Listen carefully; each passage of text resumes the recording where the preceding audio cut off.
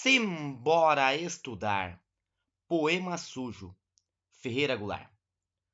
Poema Sujo é um livro, né, um poema longo. Eu não diria que é um livro de poemas, que há vários poemas, mas tudo forma um poema só. Claro que ele é dividido em partes, mas a gente tem que ver como um poema só, um único poema em um livro. Esse poema foi escrito por Ferreira Goulart em 1975, quando ele estava no exílio, morando na Argentina. O Ferreira Goulart foi um exilado político, né? Exilado perseguido pela ditadura militar. Ele teve que se exilar. Primeiramente, ele se exilou, né, em Moscou. Depois, ele se exilou em Santiago, em Lima e também em Buenos Aires. Esse poema ele é visto como uma espécie de hino pela liberdade. O Ferreira Goulart temia não voltar mais ao Brasil, porque ele estava sendo perseguido, e como nós tínhamos ditadura no Brasil e ditadura na Argentina, essas ditaduras elas eram muito ligadas, a qualquer momento ele podia ser preso na Argentina. Então ele temia muito isso e ele resolveu escrever esse livro como se fosse ali um último suspiro, né? Como se ele estivesse rememorando. Por isso ele tem muitos traços autobiográficos. Ele vai falar lá de São Luís no Maranhão, como se fosse uma espécie de desabafo. Tá? Depois do Poema Sujo, até nós tivemos livros, né, com essa questão ideológica mais profunda ainda do que o Poema Sujo.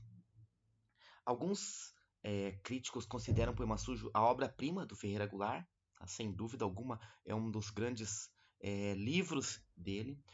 Poema Sujo, como eu disse, foi escrito em Porto Alegre, olha, em Buenos Aires, e ele chegou ao Brasil através do Vinícius de Moraes. Vinícius de Moraes era aquele cara, né, que conhecia todo mundo, era amigo de todo mundo, e o Vinícius de Moraes gravou uma fita, né, do Ferreira Goulart, declamando o Poema Sujo e trouxe para o Brasil. E essa fita circulou, esse áudio circulou aí por muitos poetas, por muitos intelectuais, é, e fez com que houvesse, né, apressasse a volta do Ferreira Goulart. Né? A ditadura fez com que ele voltasse para o Brasil, né, que não fosse tão perseguido, digamos assim, e pudesse voltar ao Brasil. E o livro foi publicado no Brasil, se eu não me engano, em 1976. Nós vamos ver aqui no. Eu não vou me ater muito aos poemas em si, tá? Para você vestibulando aí, eu vou falar mais um geral e vou, né, mostrar aqui para vocês, né, como eu trabalho poema, eu gosto de mostrar o poema e vou fazer alguns comentários aqui sobre esses poemas. Mas nós já adiantamos aqui que ele não traz só a cidade de São Luís, né, como as questões, né, dos parentes próximos, o pai, né, o tio, a família ali dele. Tá? Nós temos uma diferença grande aqui. O Ferreira Goulart ele foi um poeta concretista anteriormente, mas depois ele deixa um pouco isso de lado. Você vai ver alguns poemas aqui, você vai pensar, opa, isso é concretista. Não, isso é neoconcretista. Por quê? Porque não é simplesmente ali o fato de você ter que ver o poema, né? O papel, né? A plataforma onde o poema está sendo escrito faz parte do poema. Não é simplesmente isso. É, o poema concretista ele é mais objetivo e aqui nós vamos ter muita subjetividade. Então nós tivemos ali como eu já disse anteriormente, o Vinícius de Moraes sendo o grande introdutor. O Vinícius de Moraes fala, né? Esse é o maior poema que eu já vi, tá? Eu nunca vi nada tão grandioso quanto isso aqui. Então vamos lá. Ah, importante, já estava esquecendo de falar. Por que, né, tem esse título Poema Sujo? Então há várias possibilidades aí de interpretarmos, né, esse título, né? É, talvez por tratar assim de temas, né, mais sujos, né, a sociedade, mas o próprio Goulart ele dá a sua resposta, né, é, que ele fala que o poema era sujo como o povo brasileiro, né, como a vida do povo brasileiro. Então a nossa vida suja, por isso o poema ser sujo. Então vamos ao poema sujo. Eu acho muito interessante o início aqui do poema sujo. Tá? Então observe, como eu falei anteriormente, ele vai parecer um poema concretista, né? Mas o poema concretista tinha a questão da objetividade, aqui nós temos a subjetividade. Então, e isso, é claro, ele vai depender muito de cada um que ler aqui. Tá? Turvo, turvo, a turva, a mão do sopro contra o muro escuro, menos, menos, menos que escuro, menos que mole e duro, menos que fosse e muro, menos que fosse e muro, menos que furo, escuro, mais que escuro, claro, como água, como pluma, claro, mais que claro, claro, coisa alguma e tudo, ou quase, um bicho que o universo fabrica e vem sonhando desde as entranhas. Azul era o gato, azul era o galo, azul o cavalo, azul teu cu. Então percebam a genialidade, né? Nada sendo tão como parece ser, tudo pode ser outra coisa, né? E eu acho fantástico aqui como ele, né? Aqui esse trecho, né? Eu parei exatamente para comentar isso, né? Azul era o gato, azul era o galo, azul o cavalo, azul teu cu, tá? E aí ele vai colocar, né? Por exemplo, tua gengiva igual a tua bocetinha que parecia sorrir entre as folhas de banana. Pessoal, essas palavras não estão aqui como simplesmente para ser algo obsceno. Tá? Você não vai encontrar, não é o erotismo, não é nada disso aqui. Elas estão porque elas precisam estar. Porque o Ferreira Goulart achou que deveria estar. E ali é um estado de imaginação do poeta criando, tá? Essas palavras. E aí logo em seguida vem o Bela, Bela, mas que Bela, como é o nome dela não era Helena, nem Vera, nem Nara, nem Gabriela, nem Teresa, nem Maria. Seu nome era. Tá? Então, ele é maravilhoso aqui. Como eu falei, vem por partes, mas é tudo um poema só. Eu vejo isso tudo como um poema só e eu vou passar tá? Vou passando aqui. Tem alguns trechos que eu já, né, eu já coloquei aqui, já selecionei porque eu vou trabalhar com vocês. Mas a poesia não existia ainda. Plantas, bichos, cheiros, roupas, olhos, braços, seios, bocas, vidraça verde, jardim, bicicleta no domingo, papagaios de papel, retreta na praça, luto. Homem morto no mercado, sangue humano nos legumes, mundo sem voz, coisa opaca. Tu observa que tudo é motivo para a poesia. A poesia está em todos os lugares. E ele fala que mundo sem voz, coisa opaca, antes da poesia, quando a poesia ainda não existia. Nem Bilac, nem Raimundo, tuba de alto clangor, lira singela, nem tuba, nem lira grega. Soube depois, fala humana, voz de gente, barulho escuro do corpo, intercortado de relâmpagos, do corpo, mas que é o corpo? Meu corpo feito de carne e osso. Continua falando sobre a poesia. Aqui nós temos uma citação, né, de Bilac e Raimundo, né, Olavo Bilac e Raimundo Correia, que são os, né, formam ali, estão, né, na tríade parnasiana, são dois dos poetas mais importantes ali do parnasianismo. Lembrando que o Ferreira Goulart, quando ele inicia, ele está muito próximo do movimento parnasianista. E o parnasianismo tinha aquilo, né, apenas da forma e não do conteúdo. E o Drummond aqui está trabalhando exatamente o contrário, né? O conteúdo. Então nós temos pensarmos aqui, vamos ver aqui, a poesia não existia ainda. E essa poesia do Drummond do Drummond, desculpa, do Bilac e do Raimundo, que poesia é essa? É para nós refletirmos aí. Claro que eu não vou ler o poema completo, né? Alguns textos para vocês.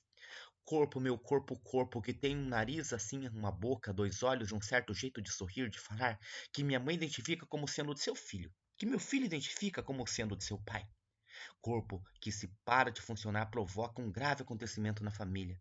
Sem ele não há José de Ribamar Ferreira, não há Ferreira Goulart. E muitas pequenas coisas acontecidas no planeta estarão esquecidas para sempre. Né? Então, essa coisa do passageiro, do corpo estar aqui, né? Da importância do corpo e muito a questão da poesia. Né? Temos ali claro, claro, mais que claro, raro, relâmpago, clareios. Então, pessoal, é fantástico ler esse poema. Tá? Leia aí, tira um tempinho, leia o poema. Eu estou aqui explicando só para vocês entenderem um pouquinho mais. E eu vejo esse poema sujo como uma grande viagem. O Ferreira Goulart faz uma viagem ao passado, do tempo lá do Maranhão, né? Ele volta todo esse tempo desde que ele está lá, né? No momento em que ele escreve em Buenos Aires, mas ele retorna lá para sua infância. E eu vejo como uma grande viagem. E essa viagem agora, ela vai começar, numa locomotiva. Ela vai para uma locomotiva a partir de agora. E dentro da tarde, a tarde locomotiva, que vem como um paquiderme de aço, tarda pesada, maxilares cerrados, cabeças inindo, uma catedral que se move em volta em vapor, bufando pânico, prestes a explodir. Tch, tch, tran, tran, taran, taran, taran, taran. Observa a onomatopeia aqui. Tá? A onomatopeia é muito presente também no poema. E aqui algo magnífico, né? A Baquiana número 2, tocata de Villa-Lobos, do Heitor Villa-Lobos, que ele compôs, né, há muito tempo. O Ferreira Goulart, ele coloca a letra, tá?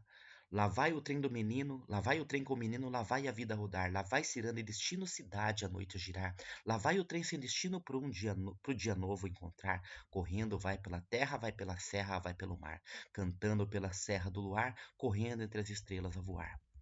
É, o Edu Lobo, o Elo Borges, vixe, me fugiu agora se é o Edu Lobo, acho que o Edu Lobo é, canta, né? Tem uma versão muito legal e procura no YouTube aí que você vai encontrar. É o Edu Lobo, sim, tá? Lá vai o trem com o menino, lá vai a vida rodar, lá vai ciranda e destino, cidade e noite a girar, lá vai o trem sem destino, pro dia novo encontrar. Então, eu cantando sou péssimo, né? Mas procura lá que você vai encontrar. Isso aqui, pessoal, pode ser explorado, tá? Pode ser questão de vestibular, tá? Essa letra aqui, né, que é colocada lá, que passou a se chamar a música Trenzinho do Caipira. Trenzinho do Caipira. Procura aí no YouTube Trenzinho do Caipira que você vai encontrar. E aí nós temos ali na sequência, né, toda essa questão ali das onomatopeias, né, iui, iui, iui, lararararará, né, tá saindo de casas quatro, com as luzes das ruas acesas, meu pai levava maleta, eu levava uma sacola. E continua, e nós temos aqui o barulho do trem, né, café com pão, bolacha não, café com pão, bolacha não. Vale quem tem, vale quem tem, vale quem tem, vale quem tem, não vale. Quem não tem, não, nada não vale. Então, ou seja, o barulhinho do trem. E aqui muito legal, né? Como se fosse um poema concretista mesmo, né? O neoconcretismo. Tem neste vale, nada vale. Quem não tem, nada no vale. Tibum. Né? Quem não tem nada no vale, como se estivesse caindo, né, no vale, tá? E o tibum. E eu vejo esse no vale aqui, né, como está lá num país de língua espanhola, né, como não vale, né? Quem não tem nada não vale. Tibum. E assim, né, termina essa parte, tá? Como eu disse, eu vejo como um poema todo. Eu não falei ainda sobre isso, eu acho que eu não falei ainda, mas a gente vê toda a genialidade do Ferreira Goulart mostrada aqui, porque a maioria dos versos, né, nós temos aqui uma mistura, né? Nós temos versos livres, nós temos versos brancos, e nós temos também a questão de alguns trechos eles serem metrificados, como esse aqui, por exemplo, né? Salve a mulher de amarelo, ponha de verde no chinelo, mas a mulher de estampado deixa o homem amarrado.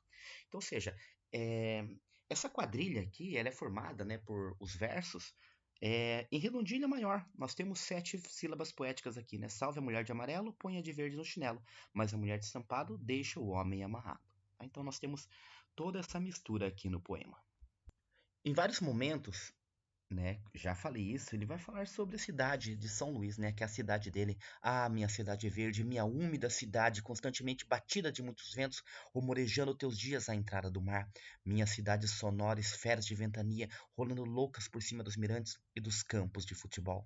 Verdes, verdes, verdes, verdes, ah, sombra rumorejante que arrasto para outras ruas. Desce profundo relâmpago das tuas águas em meu corpo, desce tão fundo e tão amplo, e eu me pareço tão pouco para tantas mortes e vidas que se desdobram. É muito lindo, né, essa sonoridade que ele consegue colocar nos poemas.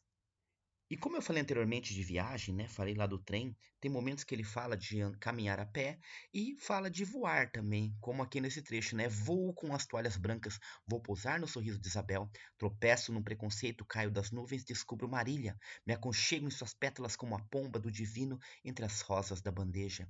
Rosas na bandeja, mas vem julho e me apunhala, vem junho e me apunhala, vem julho e me dilacera, setembro expõe meus despojos pelos postos da cidade. Então observa que tem, além dessa questão do voar, de se locomover, né, de caminhar, ó, aqui já fala de avião, nós temos também essa questão da mudança de lugares, né? E a mudança do tempo, a passagem do tempo também. Ó, aqui está falando da passagem do tempo. Não tem a mesma velocidade o domingo que a sexta-feira com a azáfama das compras, fazendo aumentar o tráfego e o consumo de caldo de cana gelado.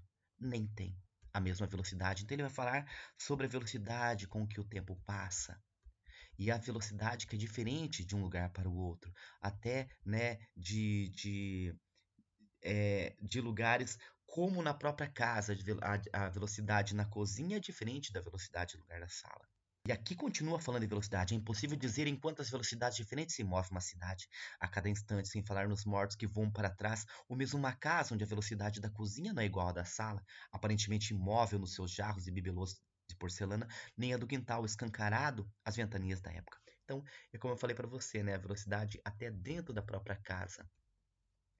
Pulando mais um trecho, assim não se pode dizer que o dia tem um único centro, feito um caroço, tá? Ele falando da velocidade, e ele fala também, né, que, ó, olha esse trecho aqui. E do mesmo modo como que há muitas velocidades num só dia, e nesse mesmo dia, muitos dias, assim não se pode dizer que o dia tem um único centro. Então, aquela coisa, o dia também não tem um único centro. O dia tem vários centros, tá? Feito um caroço de sol, porque na verdade um dia tem inumeráveis centros, como por exemplo o pote de água na sala de jantar ou na cozinha. Então, ou seja, esses centros também podem ser coisas simples, depende do olhar, depende de como você vê aquilo. E aí ele vai voltar, né? Entre móveis baratos e nenhuma dignidade especial, minava a própria existência. Ríamos, é certo, em torno da mesa de aniversário coberta de pastilhas de hortelã enroladas em papel de seda colorido. Ríamos, sim, mas era como se nenhum afeto valesse, como se não tivesse sentido rir numa cidade tão pequena. Então, aquela questão da volta ali à infância. O homem está na cidade como uma coisa está em outra, e a cidade está no homem que está em outra cidade. Né? Ou seja, essa questão da mudança. Esse é o último, tá? O último trecho, que ele vai terminar assim, ó. Cada coisa está em outra de sua própria maneira e de maneira distinta de como está em si mesma. A cidade não está no homem, do mesmo modo que em suas quitandas, praças e ruas. Buenos Aires, maio, outubro de 1975. Então, assim, nós encerramos essa análise, tá? Espero que tenha ajudado essa análise do Poema Sujo de Ferreira Goulart. Espero realmente que tenham gostado. Por hoje é isso e simbora estudar!